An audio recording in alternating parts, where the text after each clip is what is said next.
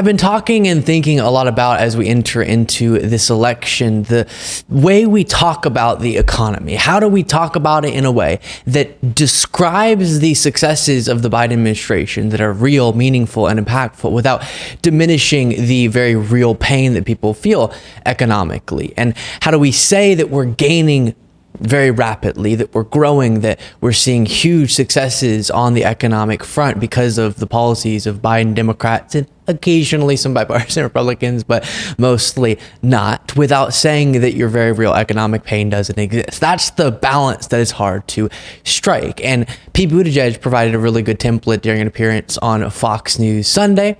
We'll also later look at an appearance on ABC News' This Week. But he appeared with Shannon Bree, schooled her with all of the different facts he had about Biden's record, and struck that balance that I'm describing pretty nicely. Take a look. Economy rebounded from COVID. Let me be clear.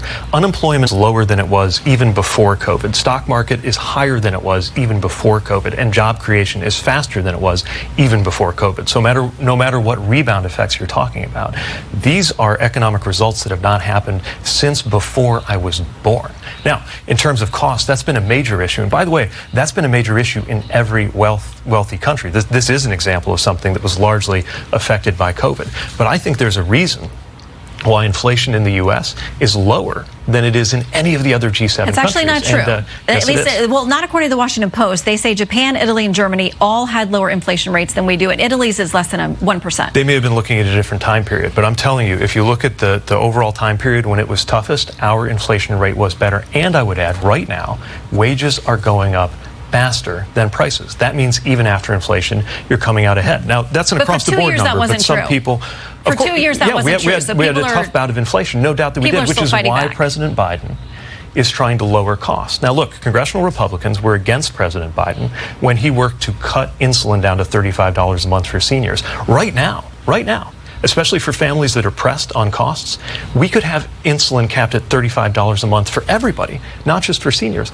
All it would take is for a few congressional Republicans to walk away from agreeing with Big Pharma and start agreeing with President Biden. That's not the only cost he's out to cut. He was in the House in that State of the Union speech calling for an across-the-board $2,000 out-of-pocket cap, something else that would help in a country where people are feeling the pinch of those prices that went up with post-COVID inflation. Congressional Republicans are standing in the way of it, but he's going to keep pushing. He's trying to get rid of junk fees, taking on credit card companies, because we know that those are something that affects the cost of living. And look, something else that comes into play alongside the cost of housing is the cost of transportation, which is why, after years and years of talk and years of failure, President Biden successfully began to implement the infrastructure bill that is now creating jobs, boosting income, and lowering the cost of our supply chains in every part of the country.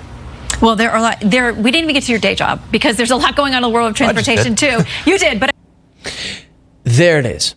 That is the template for how you speak about this. And so I think it's first inducing into the conversation a little bit of context, because I do want to talk to people. Of course, it's important to. If we're talking about politics and we're talking about a presidential election, you got to talk to people about the fact that Joe Biden's been one of the most successful presidents in modern American history, and most people clearly don't understand that. So how do we talk about that without saying everything's fine, he's done it perfect for you, so get over it, right? And so I think it's starting with a discussion of the context. One thing I'll do a lot in these sorts of political conversations is remind people of where Biden had to start. He took over a public health, social, economic crisis. That's what the moment was. Don't forget it. 2021, we were still in the thick of it, okay? The once-in-a-lifetime pandemic that caused so many economic problems that then had to be dealt with. And Trump wasn't dealing with them effectively at all. He was mishandling on all fronts that crisis. So Biden takes over. By the way, wasn't being helped in the process of starting his presidency. Normally there's that transition and the leaving administration helps to make a seamless transition. That wasn't happening, if you remember, because Trump kept saying he was going to stay president. You remember the whole coup attempt, that thing? Yeah. So Biden takes over, no help from his predecessor getting started, and has to take us out of a crisis that, yes, had all these implications, like I said, with public health, socially, crime spiking, largest spike in homicides in 2020 under Donald Trump in history, or one of the largest spikes in history in the United States. And so then Biden also had to address, while we're addressing those things, the economic disaster, supply chains, inflation spiking because of COVID-related conditions and recovery efforts. And that's the context. Then when you have that context in mind, and don't do this weird Republican thing where you pretend like time went from 2019 to 2021 and Biden took over right after 2019, then you go, oh my goodness, things aren't perfect.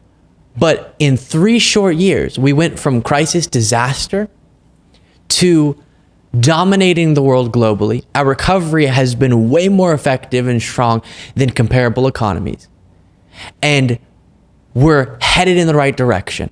Wage growth, stronger than it was under Donald Trump. Unemployment lower for longer than we've seen in 50 years. Crime plummeting back to pre-pandemic levels and 50-year lows in some places. Job growth stronger even after we recovered all pre-pandemic jobs than was under Donald Trump pre-pandemic. So that context and then the story of the recovery is stunning. Stock market breaking records. And that's how you have the initial conversation, just sort of framing it. Okay, what are we talking about here? Because they rely on, as we'll get to in the second clip, collective amnesia. Time went from 2019 to 2021. What are you talking? Pandemic? That didn't happen. Inflation? That had to be because of Biden. Even though that's just not economically reasonable at all given the COVID conditions that caused the inflation spike. And so then you can go through all the different metrics we talk about on a daily basis. I won't do it again here, and all the different achievements that I list constantly of the Biden administration. Then, with all that in mind, there is still very real economic pain, of course. And nobody should be trying to diminish that in the interest of Biden getting reelected. That's not the way you talk about these things. Instead, it's look at the progress that has been made, and let me tell you what I'm doing about the progress that needs to be made, right? And let me also tell you, and this is super important, I'm liking to see Biden, he's getting a little bit more aggressive when it comes to Republicans lately, which is good. Then talk about who's obstructing those solutions. So the example that Pete Buttigieg gave there was insulin. Medicare recipients are having their out-of-pocket insulin costs capped at $35 per month because of the Inflation Reduction Act that only Democrats supported and Republicans called, socialist or whatever. God forbid we help out seniors. And that policy of capping insulin costs, Democrats wanted to and are trying to do across the board for all Americans. And so I remember covering a story months ago about Marjorie Taylor Greene in an interview, and she was going after Biden saying that prescription drug costs are too expensive and people have to decide between food or getting the medicine they need. While she's obstructing, think about how sick this is, while she's obstructing legislation that could help to bring down those costs. And while the only quote unquote side or party that's doing anything about prescription drug costs is the Democratic side, undeniably. And Biden has made historic progress on that front, at least for Medicare recipients, with the ability now for Medicare to negotiate drug prices. That negotiation process is well underway now, and the actions on insulin. And then Pete Buttigieg listed off a few different issues that the Biden administration is taking on as well when it comes to bringing down costs. And so there's still real pain. Again, we go back to the example of prescription drugs.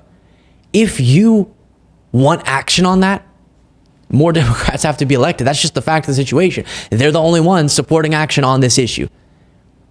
And all Americans right now would have the cap that Medicare recipients have if it weren't for Republicans. If Democrats got their way, that would have been the situation. And that's the message. Real progress has been made. Here's the real progress we want to make going forward. But here's the electoral result we need to make that happen. Here's Pete Buttigieg on ABC News' This Week, having to contend with the bizarre warped time thing that Republicans do to criticize Biden. Republican response came from Senator Katie Britt of Alabama. Let's take a look. The free world deserves better than a dithering and diminished leader. Just ask yourself, are you better off now than you were 3 years ago? You know, a majority of America are saying the answer to that is no. That's the classic Ronald Reagan question. Yeah, 3 or 4 years ago, you couldn't get toilet paper. 3 or 4 years ago, we were in the middle of a pandemic that killed about 1 million people. When we took office, just to take a couple examples from the transportation sector, there had been 4 straight years of promises about an infrastructure bill that never came. Of course, President Biden delivered that in his first year, and it's contributing to manufacturing jobs and construction jobs around the country. Aviation, right now, one of our biggest challenges is making sure airlines can keep up with the demand. 3 years ago, the big question was whether America's airlines were going to go out of business because of the condition that the economy was in when President Biden inherited it. Now, I know those response addresses have to be written before the State of the Union is actually delivered, and I don't think they usually change them based on what actually happens during the address, but anybody who watched that address saw, not just in the substance, but in the delivery of President Biden's remarks, a leader who is in command, showing strength and clarity of vision. Yeah, this is really getting to me. Hello, people. 3 or 4 years ago, we were still right in the middle of the pandemic. Why are we acting like that didn't happen? It doesn't make any sense. And if you do take that into account, the whole world falling apart, our country falling apart. I say again, crime spiking, inflation poised to spike, unemployment high, energy sector a disaster because of what happened to demand. And that, do you want to go back to that? 1 million plus people die in this country because of this pandemic? And a president mishandling it 4 years ago? What? Yes, we're better off than we were in the middle of that crisis. Of course. And if you take that into account, that era, then you go, oh my goodness, this is crazy. Where we've been able to get. We should feel patriotic. We should unite around the incredible recovery of these United States of America and then figure out what we can do to help people more. Instead, Republicans, let me be clear, elected Republicans complain about problems, then block the solutions to them, whether it be costs being too high or things like the border, blocking the Border Patrol Union endorsed piece legislation that would have been a historic action on the border. They obstructed that at the direction of Donald Trump. My goodness. Make sure you subscribe to the YouTube channel, like this video, and watch my interview by clicking up there with the Senate candidate in Texas, Colin Allred, running against Ted Cruz.